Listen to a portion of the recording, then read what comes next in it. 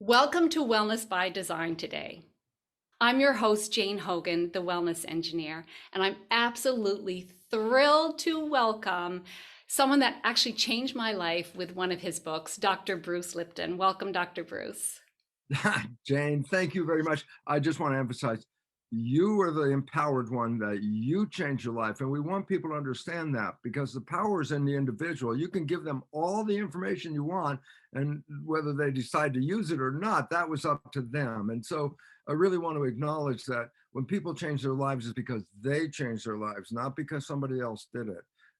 And so let's put the power back where it belongs. You are the powerful person. Well, that's absolutely the truth. And I really found myself when I felt like a victim because of all this pain and because my life had seemed to take such a tumble. When I started making these changes, I did feel empowered and I feel like I'm soaring now. And I think that's what we want for the audience too. So I'm going to tell 100%. them a little bit about you, Bruce, so they know. I Yes, mean, I'm well, sure people know right. about you, but just in case, just in case. Bruce, Bruce Lipton, Ph.D., cell biologist and lecturer, is an internationally recognized leader in bridging science and spirit. Bruce was on the faculty of University of Wisconsin School of Medicine and later performed groundbreaking stem cell research at Stanford University. He is the best-selling author of The Biology of Belief, the book that changed my mind, The Honeymoon Effect, and also co-author with Steve Bhaerman of Spontaneous Evolution. So I know you wanted to keep it short, so let's just leave it there. Yeah. You people will know what an incredible person you are, the work that you've done. You're often been called the father of epigenetics. You know, it's amazing. I feel like it's such a gift for people to hear what you've got to say today. And what I think maybe we could just start with part of the title of this summit, which is the root causes of chronic pain. With all the work that you've done, what would you say is the root cause of chronic pain? Or can you even answer that in one sentence? But let's begin there. Well, I'd really go back and recognize something is going on here, and that pain is an indicator. Let's make a relationship to a vehicle, and there's a dashboard, and all the lights are on the dashboard, and all the gauges are on the dashboard, and they give you feedback about the performance of the vehicle. That's what the dashboard's all about. There's the service engine light one. There's one of those service engine light comes on, flashes on. It's like, and basically says you have to do something. Something is going on, and you're being called to do something. Pain is not to punish you. Pain is a gauge on the dashboard. And the issue about that is you can say, well, I have chronic pain, so my dashboard is broken. The light on the dashboard has got a problem, and let's fix the circuit of the light on the dashboard. And I go, that's possible that the pain could be due to something wrong in the mechanism. I have to give a very important fact. Less than 1%, and less than 1% of disease is connected to genetics. And I say, why is that relevant? I go, well, if I have a defect in my pain system, that would be a genetic issue that the program is wrong. So I'm going to go right now and just say, chronic pain can be due to a breakdown in the system. And yet then I'm going to say less than 1% of the people can actually claim that's where the pain, the pain is coming from. Right. It's better to recognize this, that the sensations that we have in our body are feedback. That's everything is feedback. Am I doing it right, wrong? Am I in the right place? All this kind of stuff. When the light comes on for that engine, it's saying there's something wrong. I need your attention. Pain is to say, I need your attention. And at some point, it's like, okay, I got chronic pain. You can't, don't keep telling me. Well, the reason why they keep telling you is at some point, you may not be dealing with what the cause of the pain is. And this is the issue, is that, well, I don't want to have the pain. So I say, what are you going to do? I'm going to take a pain drug, a medicine or something.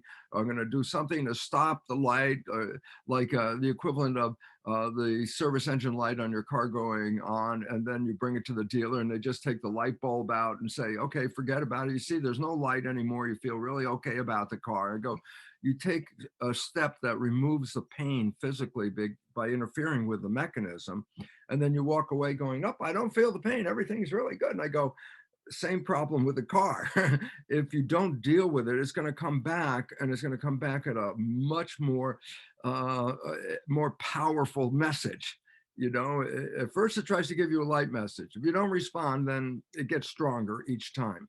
So the Yeah. idea is chronic pain for me, from my perception of it. Yes, there is a small percent that's actually something wrong with the pain mechanism, but it's a very unlikely event.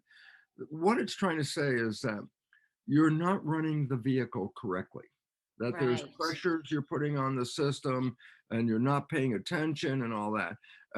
And then you get this pain. And I said, what's the pain? The pain is to wake you up and say, okay, we have to do something. And then we don't know where that pain, is emanating from. What do I have to do? That becomes the harder part of dealing with pain, because you could do 10 exercises that have nothing to do with what caused the pain, but you don't know. All you know is, I have pain. Let me try this one. Let me try this one. Let me try this one. And I'm going, that's not necessarily how you're going to, you're going to go about it and get to it. That the system is trying to tell you something.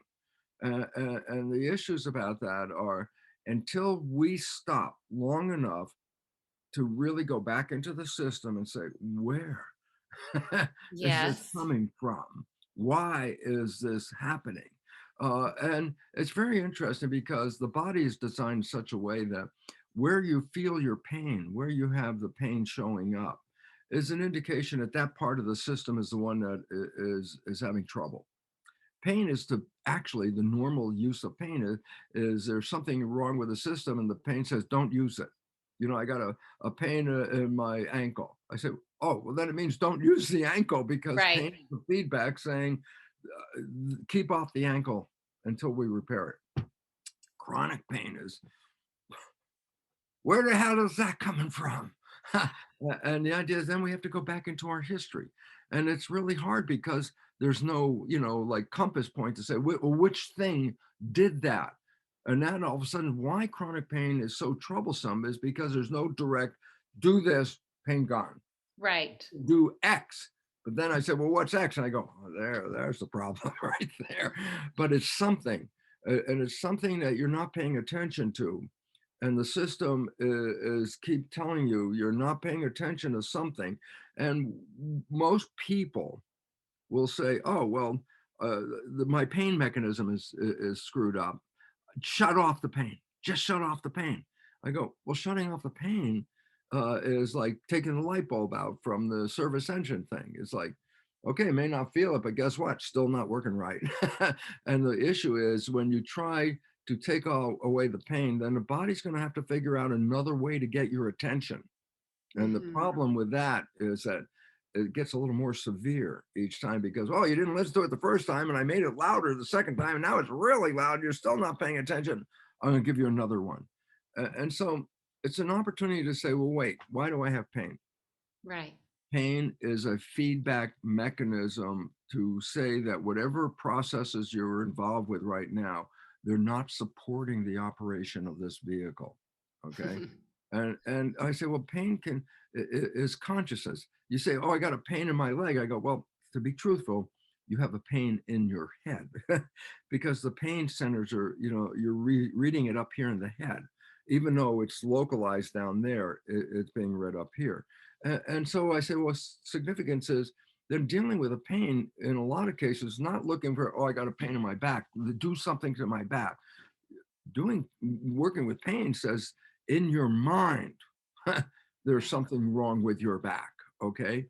And I say, well, what can you do with it? I say, well, look, there are ways to reduce the pain that are not chemical or anything like that. And I go, well, what does it mean? I say, hypnotherapy is a very interesting situation, because people can be hypnotized and go through operations. They can cut people open with no anesthetic. I go, how can a person get, it's like, because the control is here. Okay. And we want to fix that pain back there. And I go, well, you can keep working on the thing back there, but the pain is coming from here. And the pain doesn't mean that I have the problem in the back. Back is support. Maybe my support in my family isn't right. Maybe I'm not being supported in my career. And I go, because each part of the body is related to different emotional contexts, but each part of the body is a physical part of the body. So if you just ignore the emotional context and say, wherever I'm having a pain, that's a problem in the physical part of the body, right there, right here, right there. And then we try to focus on the physical part of the body. And I go, very rarely is that the problem. I mean, it is. I get in a car accident or I fall off the curb and I hurt my back. I got pain. But then I said, well, why do I have the pain? The answer for that is I hurt something in the body. And the pain is a feedback that says, don't use this part of the body at this time because it was damaged and we want to repair it. So, person has a bad ankle and they say, oh, good, I'll just take a pain pill. Now I can walk on the bad ankle without feeling. I go, yeah, but it was a bad ankle. It didn't want you to walk on it. I don't care what reason. It was because of a physical thing, but it doesn't have to be physical. And a great insight that I use myself, Louise Hay has written a fabulous book called You Can Heal Your Life. And the relevance about that is she talks about each part of the body where there's a problem and says, well, wait, there's a physical part of that body, okay? But every part of the body also has an emotional problem built in with it too. So you have two choices. I got a problem here on my shoulder, and then I look at the back of the book and it says shoulder, and then it says, oh, whatever the story is, holding too much weight, lifting too much, or whatever it is, Yeah. emotional. And to me, this is the more important aspect. Stop trying to kill the sensor, start trying to listen to the sensor, is what it's all about. And if you don't get it right, then the pain is still there. Why? Because you didn't get to the source of the problem. So try not to give up on this, because the chronic pain is basically a consciousness effort to direct your attention to something about your life that you're not listening to. And I said, we look for it because pain is always associated with something physical. I hit my thumb with a hammer. I got pain in my thumb. Why? The physical hammer hit me on that thumb, and that's why I got it. And that makes a lot of sense. I have a pain in my back, my lower back. I go, what happened? Did you fall off something? Did somebody hit you in the back? I go, there was probably no physical reason why that happened. And I say, oh, Louise Hay's book, for example, you look under the back and then I say, oh, carrying the weight of the world on your shoulder. Right. Yeah. Okay. And so for me, it becomes important for people to recognize, stop trying to kill the pain messenger and start to try to find what the message is all about. Hmm. Because the idea is, well, I shut it off and now I don't feel it. I go, right now you don't feel it, but you're going to pay for it in a little while because it was trying to say, don't do it. So interesting. And I absolutely love that book by Louise Hay as well. Found it fascinating, the emotional connections to physical pain. And of course, now I know, yes, of course, that's it. Now, you're saying this is coming and from our mind. So Yes. some of this is conscious, or is it all subconscious? Where do you think this is coming from? Most of it is subconscious. That's Yeah. why if the conscious mind was totally aware of it, then the conscious mind would say, oh, yeah, I got to deal with this. I got to deal with it. It comes from the subconscious. And I go, well, what's the problem? I go, there's nobody in the subconscious to tell you where the problem is. The Uh-huh. subconscious is a hard drive in a computer. And a lot of people say, well, I'm going to give myself a good talking to and fix it. I say, who are you talking to? Oh, I'm talking to my subconscious program. And I go, there's nobody in the subconscious, there's nobody in your hard drive on the computer. I say, you got a problem with your computer? And I say, talk to it. Talk to your hard drive and say, oh, hard drive, come on, man, this is not working right. There's a glitch here, fix it. And I go, talk to your blue in the face. What's the point? There's nobody in there. It's not going to happen. So when people say, well, I'm going to, control it, I'm going to talk to myself, I go, who's listening? Ah, nobody. Okay, now you have a problem. So the issue is we have subconscious programs. And the subconscious programs run our lives 95% of the day, as compared to conscious programs, which run our lives 5% of the day. And I say, so what's the difference? I go, conscious is connected to our spirituality, who we are as individuals. Conscious is a creative mind. Subconscious is a programmed mind. And that's the big difference. The creative mind can imagine and create and do all this kind of stuff. Subconscious just got a program. It's not working right. Boom, it's going to hurt. And I said, well, when did you get the programs? I go, well, you started getting programs back before you were born. You were getting programs in the last trimester of pregnancy. I go, what do you mean? I say, a fetus is fed and nourished by the mother's blood. Yeah, the placenta. The mother's blood goes into the placenta. The fetus uses all the nutrition in that. Well, that was the old days story, only nutrition. And I say, because even in the old days when I was teaching in medical school, we say, what's the role of the mother in pregnancy? And the answer always came down to she provides nutrition. So she should eat well, take vitamins and supplements, and exercise. And I go, and that's how you become a good mother? At that time, that was the story.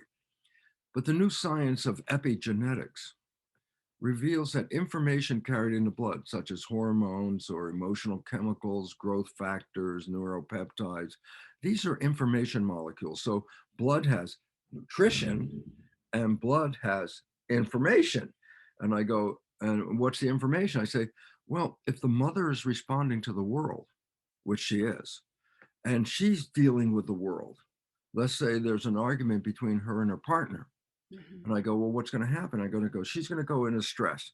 There's an argument. Oh my God, I've got cortisone running through. Oh my God, I'm stressed out. I go, well, if the mother is stressed out because the stress hormones are in her blood, Right. what happens when that blood goes into the fetus in the placenta? And the answer is the fetus becomes stressed out. Why? It's a chemical reaction. It's a stress hormone. It's got its target. It does what it's supposed to do. Whether the fetus is born or not, this is a machine, a mechanical device. Put the hormone in there, it's going to create the problem. So I say infants are getting information about the world through the mother's information molecules. So if the mother is in a happy, wonderful environment and raising this child, then the child is getting nourished by wonderful chemistry, such as dopamine, which is pleasure, oxytocin, which is bonding, and growth hormone is part of being in love. I say a child who is in utero in the last trimester of pregnancy, if the mother is in a happy place, the chemistry is providing nutrition, but the chemistry is also informing the child that life is good, life is safe. But if the mother has periodic episodes of stressed out and fear, well, that means that the environment is not safe. And the fetus has no idea what the hell's going on in the world out there, but it does have a signal. It's not safe.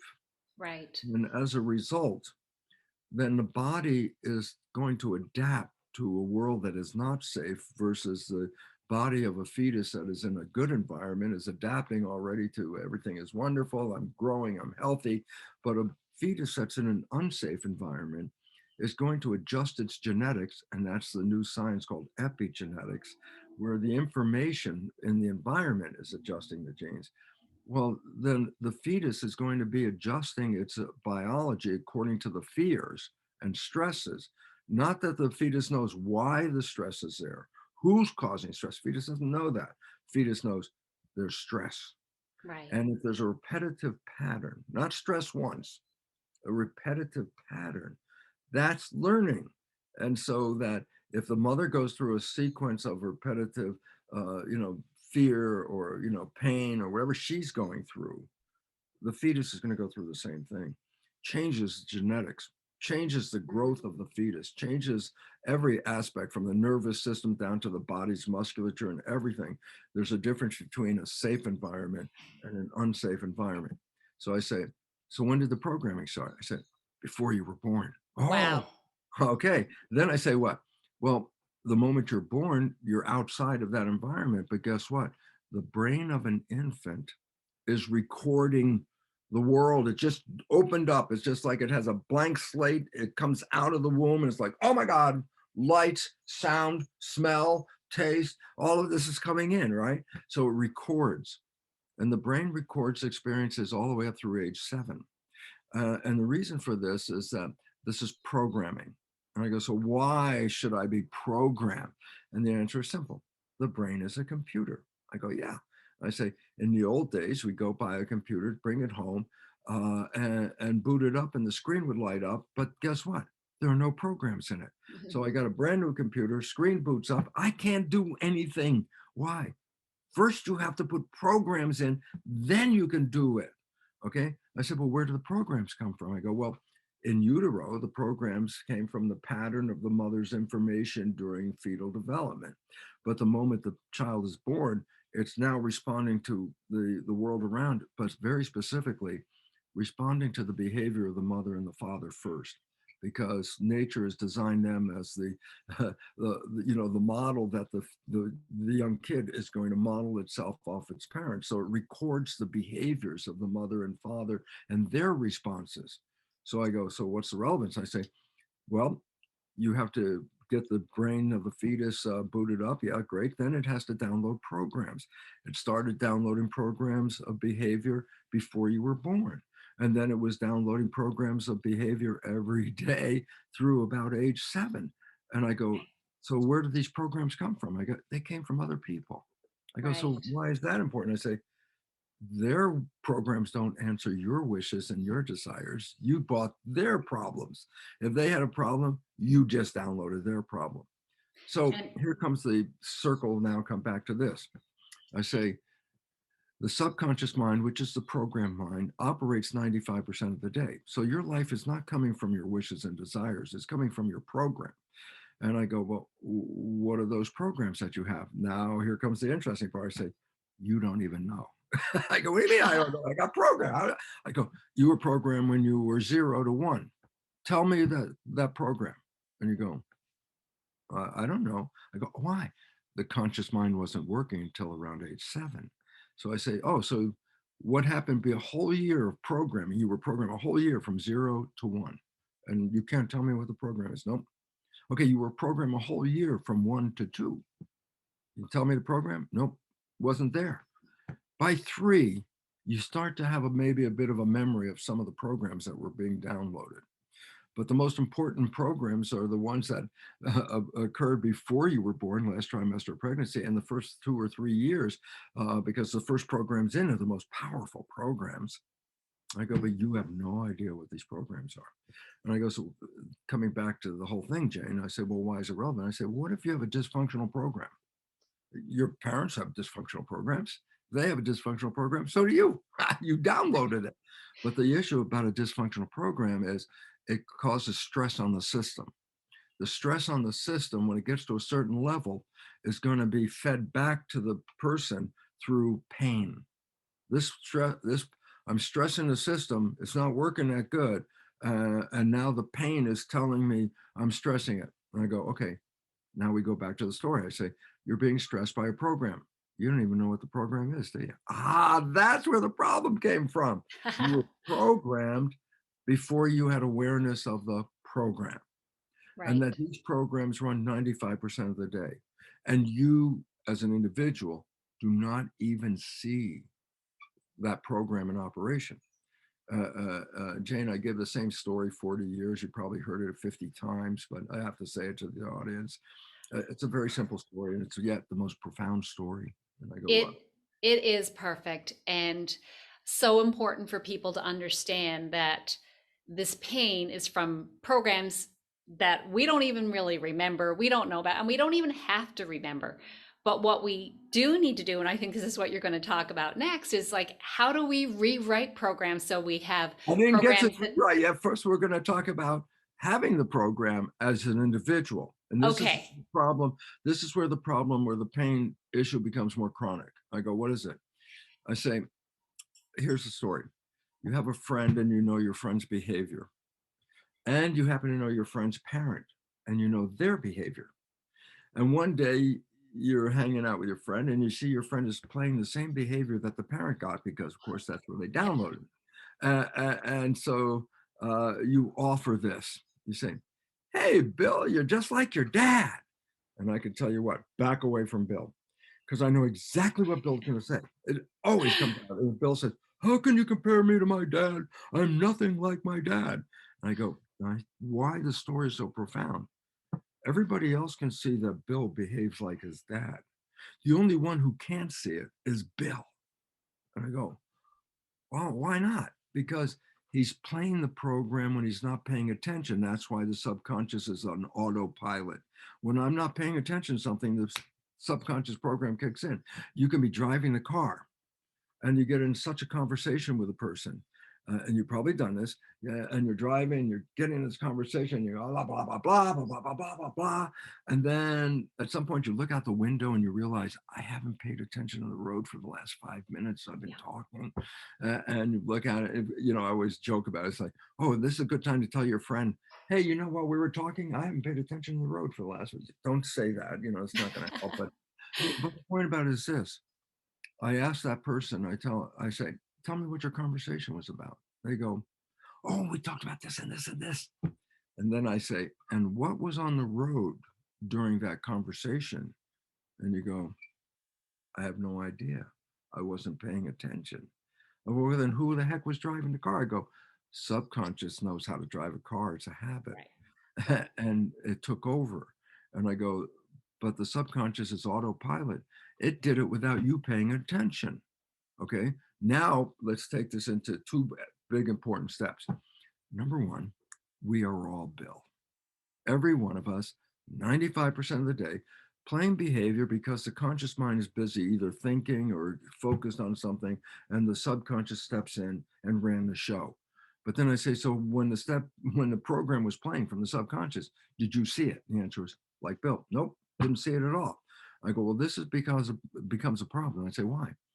Because if there's a defect in the damn program, you've been playing the program and you're the only one who doesn't know you played the program, but your body knows. Your body is saying, this program is stressing the hell out of me, but I'm not paying attention. So just run your program.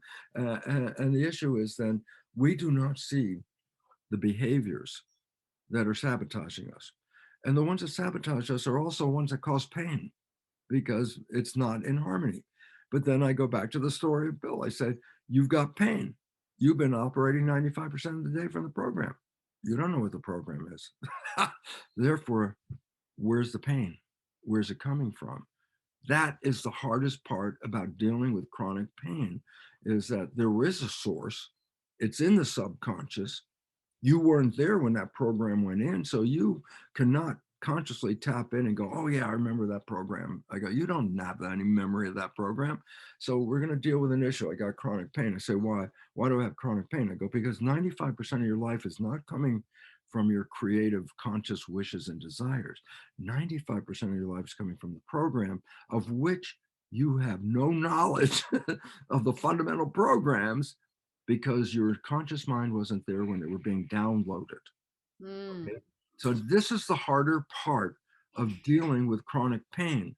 It says 95% of the day I'm engaging apparently in some behavior that is causing stress in my system. My system is telling me it's stressful because the light is on, the pain light is on. And I go, yeah, it's just like in your car. The service engine light comes on. I say, what's wrong? You go, Mhm. I don't know what the hell's wrong. I'm bringing it to the mechanic. Let the mechanic tell me what's wrong with it. Well, when the pain light comes on in your mind, I say, what's wrong? And you go, I have no idea. And I Right. truthfully, you don't have any idea, because the programming that you got before you became aware are the fundamental programs that are working, and you're the one that doesn't see it. So the issue really comes in, how the hell do I identify what the programs are? And we Now, can't simply just go like search pain file, delete. it would be so much easier, wouldn't it? It just It doesn't. would. It would be so much easier. So, So, yeah. yeah. So the idea is this: let's help somebody right now. First thing is this: how do I know what my programs are? Because you weren't there. Okay. Well, I can tell you how you know what your programs are, right? You got programs and you're playing them 95% of the day. Okay. And you see the outcome of the program, but you don't see the source of the program. Okay. And I say, so where's the program? I say, it's in the subconscious mind. I go, and what about my conscious mind? I go, well, the conscious mind is the thinking creative mind, but it can't find, it wasn't there when the program came in. So the conscious mind goes, I have no idea why I have pain. And I go, oh. So I said, well, how am I going to identify? And this is the part that at first you need a communication. How am I going to identify what the program is if I can't identify what the program is? I go, well, here's the part. Number one, this is step one. Look at your life and recognize this very important fact. The things that you like that come into your life, they come in because you have a program to bring those things into your life. Okay, that's easy. So I love this, and it comes in. I go, yeah, because you have a program to acknowledge that this is really cool.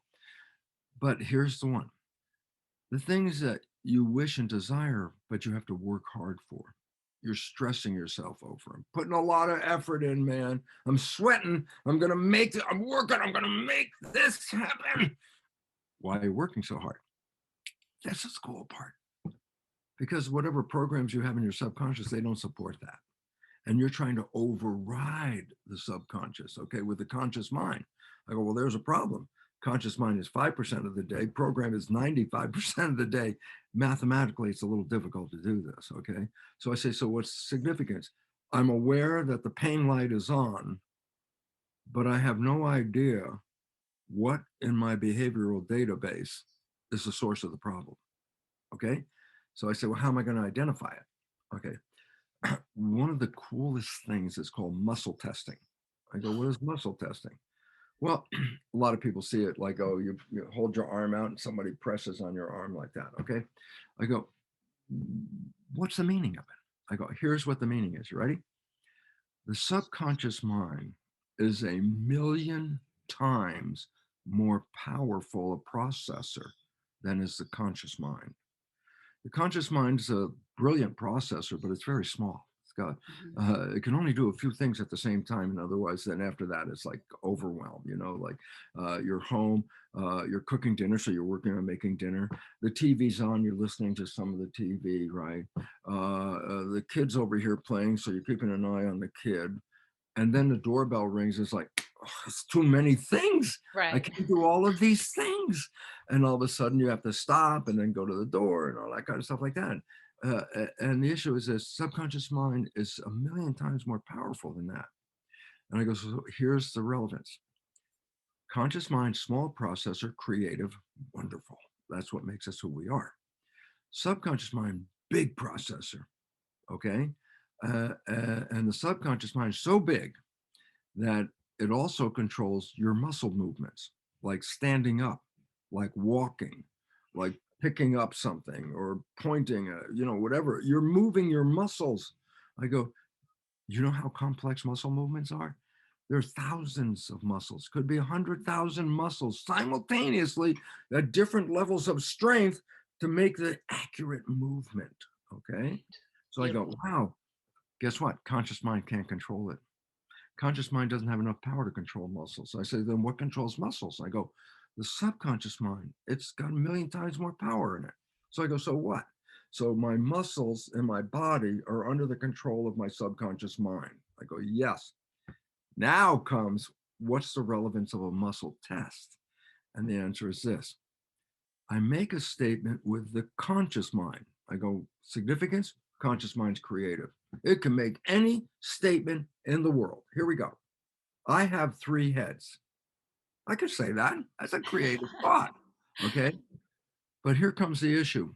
When the conscious mind makes a statement, the subconscious mind looks in the database to verify the statement. If the statement I make is supported by the database, then the conscious mind and the subconscious mind are in harmony. They both agree. I say, my name is Bruce Lipton. Subconscious mind goes, database. Yep, your name is Bruce Lipton. Ah, conscious and subconscious agree. Harmony. Okay. I have 3 heads: conscious mind, subconscious mind. Go through the database. Nope. I say, now what's the issue? You ready? The 2 minds are not in agreement. I Right. say, so when they were in agreement, harmony. When they're not in agreement, disharmony. And I say, then what is the result of disharmony? It causes a weakening of the subconscious program. Hmm. I go, so what? I say, holding your arm like straight. I'm going to hold my arm like that. But I make a statement. I have three heads, and the muscles that are controlling this are controlled by the subconscious, which now goes into disharmony. And all of a sudden, Right. guess what? The muscles got weak. So if I make a statement, my name is Bruce, and I push down on my arm, I can hold that rock solid, rock solid. But if I say, my name is Carol, and I push down on this, guess what? My arm drops. I go, why? Because my name is not Carol, and my database says not Carol. And Right. now my subconscious mind is going, ooh, and it weakens and the muscles go weak. So what's the point? And the point is this: I can ask questions and make a statement and then test my muscle. And the point about it is, if I make a statement that's in agreement with the subconscious mind, my muscles are going to be strong. But if I make a statement that turns out not to be supported by my subconscious mind, my muscles go weak. Communication, not talking, strong, weak. Those are the two things, strong, weak. Strong means the subconscious and conscious agree. Weak, the subconscious does not agree with that statement. So then you could say, and this is one of the biggest ones of all, one of the biggest ones of all. Everybody out there listen, because why? It's one of the biggest ones of all. And I was having this problem until I started to understand it. And I said, what is it? Make a statement. I said, what's the statement? You ready? I love myself. Guess what? 80 to 90% of every audience where we do belief change will not test positive to I love myself. Oh, that's And I go, sad. why is that relevant? As you well see, Jane, the point is if you don't love yourself, you can never be loved. What does that mean? I go, well, I don't love myself. And Jane says, Bruce, I love you. And I go, well, Jane, what's wrong with you? You don't have any quality control. I mean, I know I'm not lovable. Why can't you see that? And I will push Jane away. And then I'll be alone and go, see, I'm not lovable. There's nobody here. And I go, I pushed her away because my behavior was I'm not lovable. 80 to 90% of you are going to have that issue. And I go, if you can't love yourself, then the whole rest of your damn life is a pain in the ass because you're going to try. We all want to be in love. We want to be loved. We want to give love because that's the nature of humans' compassion to be that. And the idea is if you can't do that, and your life is running 95% of the day from a program that says, I do not love myself, then 95% of the day you will sabotage anything that will, confer love on you. You will push it away, you will not get it, and all that. And I go, this could cause pain in itself. I'm not in harmony. I want love. I got no love. I got no love. How am I going to get love? Every time I try to get love, it goes away. What a pain in my heart. I Yeah. go, okay. And so we take this back now, Jen, and just summarize very quickly. It goes like this. 5% of your life is coming from the creative wishes and desires from your conscious mind. 95% of your life is coming from the programs from the subconscious. Fact, up to 60% of the programs in that subconscious mind are disempowering, self-sabotaging, and limiting beliefs.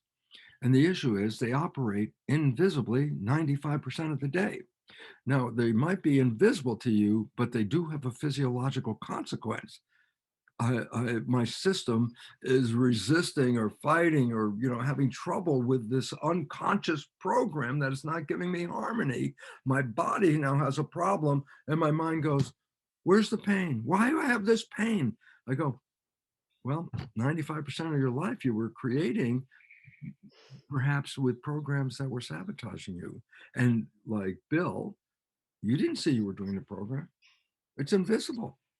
And this becomes so critical. And this is one of the most important aspects about correcting your life. And the idea is this: how can I correct my life if I can't see the program?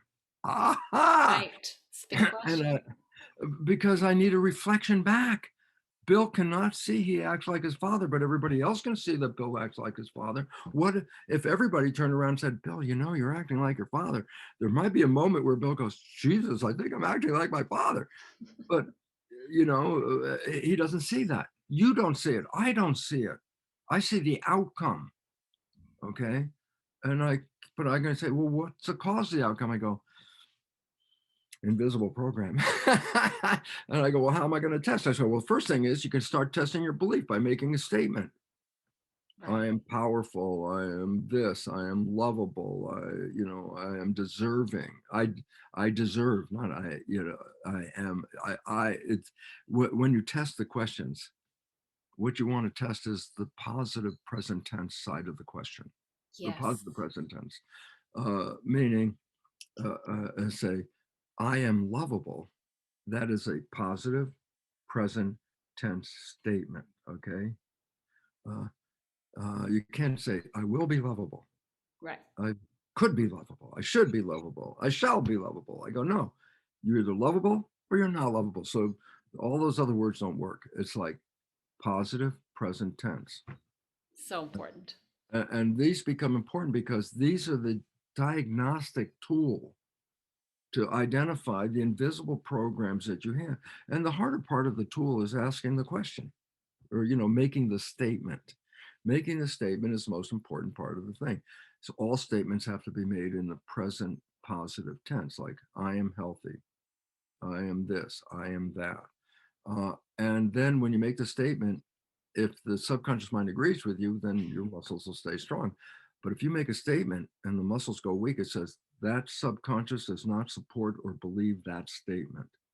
And that's when we start to find out, oh my God, I've been sabotaging myself because I didn't know that my subconscious mind, which was programmed without my awareness, was doing that. And the part about it is we are creators of our lives.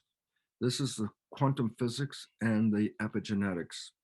Physics, biology, both agree that consciousness is creating our life experiences. The idea is when you understand that, then when I want to deal with my life experiences, I don't go look and just say, hey, cells, you go, hey, what's wrong with you, cells? I ask consciousness. Consciousness will tell me. Okay. So it's not guessing, it's diagnostic. Yes. And this is really critical. And the issue about chronic pain is there's something that is precipitating the pain that is not being dealt with by the mind, uh, not being corrected by the mind. It's actually caused by the mind that's been misprogrammed, but it's not in your consciousness. And I want people to understand that because when they say, "Oh, I have this pain in my back," is that because there's a physical thing wrong with your back? That would be the conventional belief system. I go, yeah, but that's not true. The pain in the back, and this goes back to Louise Hay. Every part of your body is a reflection. It's like a hologram, a fractal. Each part has a different meaning in your body. That makes it cool because it says, oh, where's my pain? Look in the book there, Louise Hay, got a pain here in my arm. Okay, here's the issue. Or here's a pain in my toe. There's an issue. And this is very helpful because it's a guide, at least to get us to where is this coming from? And I said, less than 1%, less than 1% is because there's actually a genetic defect in the machine and that's causing the pain. So that's the last place that I would look for a problem. It's the last way I would want to deal with a problem by changing my chemistry, changing it with drugs and doing all that. Why? You're covering up where the problem is when you cover up with a drug. And if I want to deal with it, then I have to face it head on and say, I have this pain. Why do I have this pain? And then if you just say, because I hurt myself, not likely, really. It's because there's a program playing that you're not paying attention to because you can't see it, just like Bill. You cannot see these programs. You only see the consequence of these programs. And I go, what does that mean to us as individuals? And the answer is, we're victims. Why? I wanted to be healthy. There's a pain. The pain causes the problem. The pain is the problem. I go, no, You're not a victim of the pain. You're a victim of something that's causing the pain that you're not paying attention to. You want to kill the pain, but you never went back to tell me what the cause of the pain was. And that's why chronic pain stays, because we're not addressing the actual cause of the pain. And most people, all they want is take the pain away. I Yeah. go, but the pain was a message. Take the light out of the service car gauge, throw it away. I never have to worry. My car will never need service. Why? The light's gone. I know. We know that's ridiculous, right? Yes, Jane. So I hope that was a little bit of an insight. You have some. Oh, Should we talk a little deeper on something or what? Bruce, that was so good to help people understand that there's something in the subconscious that's the root of their pain. You've given them a tool, and they're obviously going to have to research a bit further into muscle testing and digging deeper into what that might be, what that program might be, and then rewriting the program. So Absolutely. And it's a very, muscle testing is, there's some caveats you have to pay attention to. One of the biggest caveats is don't do muscle testing with somebody that is close to you as the one that's going to be pushing on your arm. And the reason that people don't understand why is that a problem, the answer is this: it's called entanglement. If yeah. I'm gonna, let's say, Jane, you're gonna make a statement, I'm gonna push on your arm to test if the muscle's strong or weak. If I have a connection to the statement you made, if I'm your partner, and you have a statement, about something, my belief will override your belief about it. In other words, I already, when I hear people that have done testing, the testing of other people, and said, I knew they were going to do that. I knew they were going to. I go, how did you know that? And the answer was, because they actually controlled the outcome. So that's why you have to be very careful. Somebody says, oh, I've got these supplements. How do you know if you need them? Well, hold this package of sugar. Oh, your arm just fell down. Hold my package of supplements. Oh, your arm is solid as a rock. You see, you need these supplements. I go, that's because the person is selling you the supplements. They think you need the supplements. They control the outcome. And that's really important, because a lot of people do muscle testing with people that are close to them. I go, but if a person's close to you, they want to project an answer that they like. Hmm. Hmm. And I said, well, if they're projecting an answer, then the test that's going to manifest now is not coming from you, it's coming from their control. That's a very important caveat in muscle testing. That Don't is, do it. and what about people kind of doing their own muscle testing? You can Can do they? that, but then just again, you could fool yourself, because your own mind can control the outcome. If that's what you want to see, then the outcome will be just what you want to see. You're creating consciousness. I can create the answer I want. But when it's somebody else doing the test and they're disconnected, and you focus on the test, then you're really getting a real reading of your own subconscious. You can do it yourself, but you have to be very careful, because you can fool yourself just as much as somebody else who comes in with an idea of what they want the test to be, and that's the way it comes out. That It's that's a important to great focus. point, Bruce. And so once people get an idea of what emotions may be behind it, then they can do further work on rewriting the programs in the Once I subconscious know where mind. the hell the problem is coming from, now I can do the rewriting. Oh, you want to talk about the rewriting? Oh. It always irritated me in a personal sense in the beginning, because my work really revealed the mechanism of epigenetics and how consciousness and everything controls this, and the subconscious got programmed, and the program's controlling all this. And I thought this was the most fabulous science, and I'd go give a lecture in the early days, and I go through all this thinking, man, you see how this works? It's gonna, oh, this is so beautiful. And then at the very end, the first person always asks, well, how do I change those beliefs? And I go, Yeah. I don't know. I understood how the mechanism works, how they change them. I don't know how to change them. Well, of course, now I've learned how to change them. And I'll always remember, because I was giving a lecture in Colorado and got to that point. First question, how do you change it? And it's just like takes the air out of me, because I thought, wow, did you see the brilliance of the connections of all the And things? it is It's like, brilliant. yeah, that's nice, but how do I change them? And it's like, so I was going back to my seat, and I heard the next guy behind me say, I'm going to show you how to change those beliefs. And I go, hmm. going to show me here in a lecture room? He's going to change somebody's beliefs here? He's pretty damn sure of himself. I sat down and watched. I saw him influence this woman. As usual in those meetings, you say, who wants to change their belief? And about 75% of the audience, the hand goes up, you know? And this woman, Pauline, her hand went up and she was like that. And so she caught Rob's attention. She caught my attention. And I remember Rob asking her in front of this audience and saying, what is the belief that you would like to change? And she just turned red like a light bulb and no words came out of her mouth, nothing. She just was red. Rob walks into the audience, gets right next to her and say, okay, your name is Pauline. Pauline, what do you want to change? She says, I can't speak in public. Well, this is pretty obvious. Obviously, she couldn't even say her name in front of the room. And I'm watching this, I'm going, oh yeah, this is cool. 15 minutes or less, he went through a process that rewrote that subconscious program. And I'll never, ever in my life forget the experience. Here's this woman, 10 minutes before, could not say her name, right? Well, there's a process where you sit in the chair and then you stand up. And so Rob has his hands on her shoulder and turns her to the audience and says, Pauline, would you like to tell the audience how you felt about this, what they call a balance? And he took his arm off her shoulder. And all of a sudden, this woman was giving a lecture, walking up and down the stage, telling this story and telling this story and talking about this and this and this. And everybody, and the final thing was, Rob says, Pauline, please sit down. You're using my lecture time.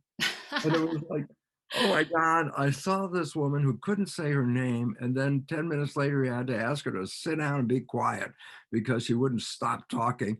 And then I found out, because the meetings happened a couple of years in a row. And the next year I found out she had formed Toastmasters in her town in Florida.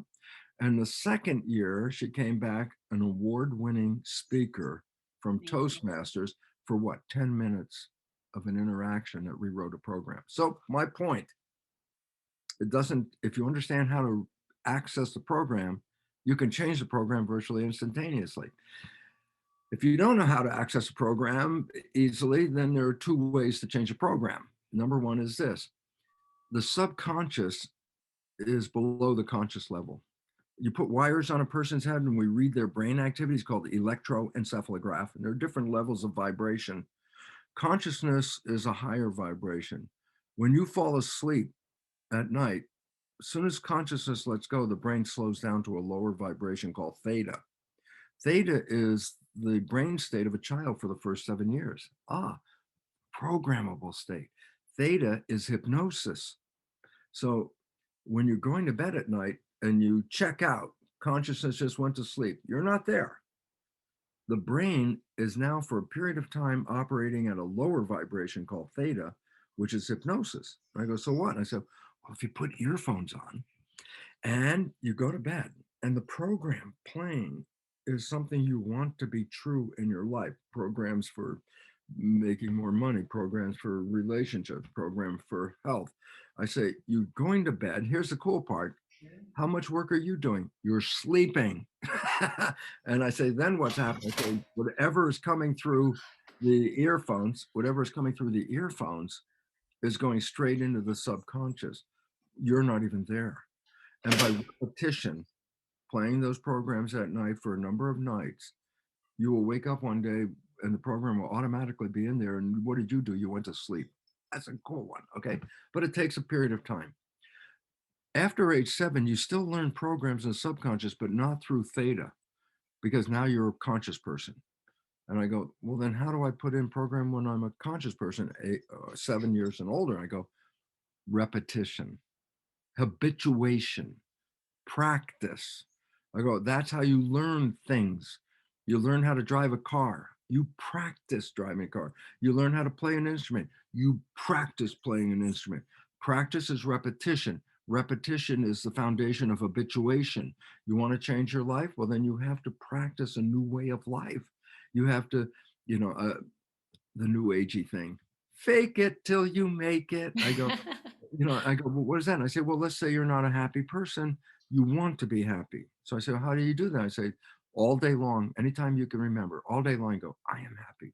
I am, you could be miserable. I don't care. What are you telling yourself? I am happy. What are you repeating? I am happy. I am happy. So repetition of that goes to a point where someday it becomes habit.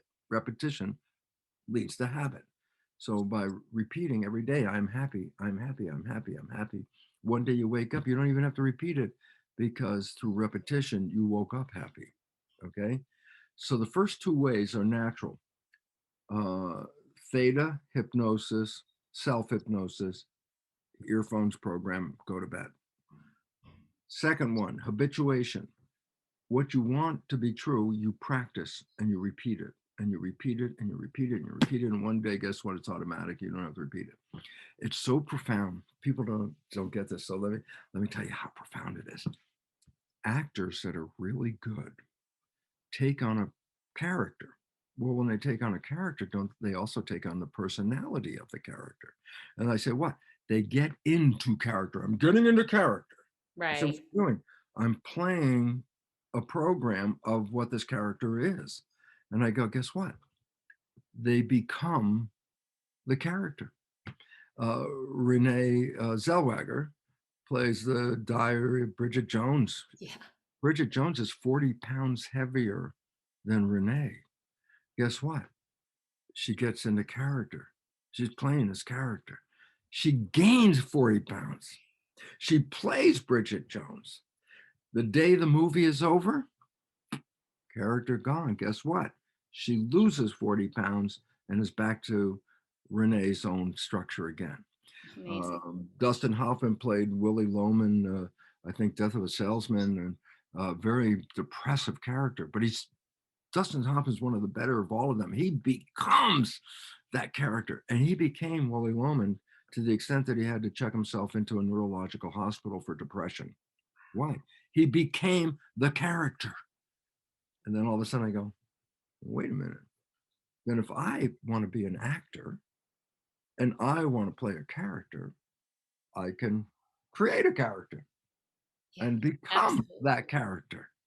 And how do I do it? I change the consciousness. The consciousness is epigenetics. It changes the genetics to fit the character. So, three ways to change the program once you find out what they are.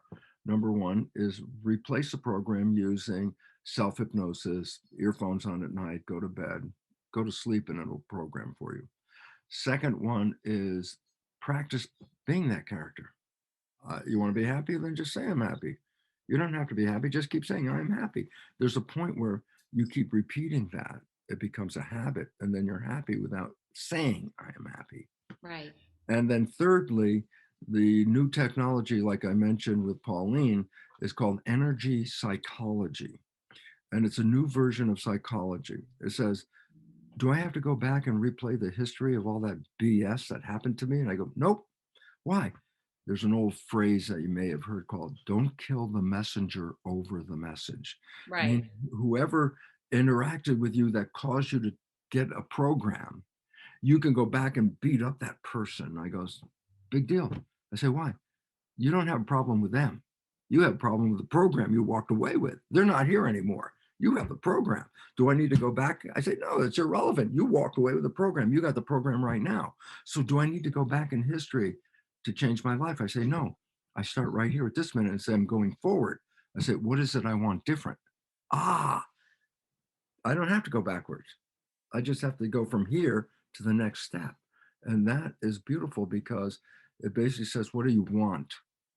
And the moment you understand what you want, then using these energy psychology modalities, you can program them. Some of them only take 10 or 15 minutes to rewrite a program you had your whole life. And just to help out real quickly, my website, brucelipton.com. Under resources, I've got about 30 different modalities of energy psychology. You can read, select, look at the website and find them. Why? Because you can rewrite anything. And pain is an expression of a psychology, not necessarily an expression of a physiological consequence like I hurt myself. It's first a psychology. and then you can change that psychology. And that's when the pain's going to go away. But if you just take a pill and say, I don't feel it anymore, I go, well, the psychology is working whether you're paying attention or not. Right. And this is the issue. Don't shut off the pain, fix the program. Shutting Mhm. off the pain is just, I'm not dealing with it. I go, you may not consciously be dealing with it. And the pain itself, the light on the dashboard is not there, but the vehicle is still under stress. And at some point, a new version of a symptom that you haven't paid attention to now because you put the painkillers in there, a new version of a symptom will require something completely different. And, Oh, and, and that's your system saying, you're not listening, you're not listening, you're not paying attention. I have to hit you with a harder hammer. And this is the game. So, chronic pain, A, broken machine in regard to pain sensing. Possible? Very unlikely. Chronic pain, I am creating a behavior that's not in harmony with me. I don't see the behavior because it's automatic and unconscious. And that until I change this behavior, the system is going to keep telling me, you're not in harmony. And that's what the pain is. And so don't get mad at the pain. The pain is really good because it's the thing that can help you and save you when you need it. But if it's chronic, then it's like the lights on all the time. that was so good. Oh, just don't block the pain, get at what's causing the pain. And you've given everyone, Bruce, such wonderful tools to assess it. So I'm so grateful for what you shared with the audience today. And thank you for sharing your website. Can you just say it again so that people have Yes, it? brucelipton.com. brucelipton.com, and tons of resources there. And I know that what you've said today is really going to help so many people and take them on that path to becoming pain free. So I'm so grateful for you being part of the summit, Dr. Bruce. I am so grateful you let me become part of the summit, Jane, because together, the whole idea is to move into the future of heaven on earth. And you don't want to carry all that pain with you because that sure as hell takes away the value of heaven on earth. You could be in the most beautiful place in the entire world. And if you got a pain, then you don't see that beautiful place, do you? You know? No, and we're here to live this life and experience this life in the most beautiful way. We can't do it if we're in pain, but the pain is here to tell us what we need to do to live that beautiful life. And Right. you've just shared such wonderful things. So thank you so much. And I want to say thank you to the audience too. Like, this has just been so fantastic. You've really gotten an idea of what's behind the pain and how you can address it and then get yourself moving on your path to becoming pain free. I so support exactly what you said because between you and I, we can have a wonderful discussion, but it's the people in the audience that are making up the world. And they're the target. That's the people we want to talk to because they're the ones that have to live this every day. Yes. And the idea is, Changing the world one person at a time. there we go. And we have a lot of people online that we're going to help change the world with. Thank you, Jane. Thank you, Bruce. It's been an absolute pleasure.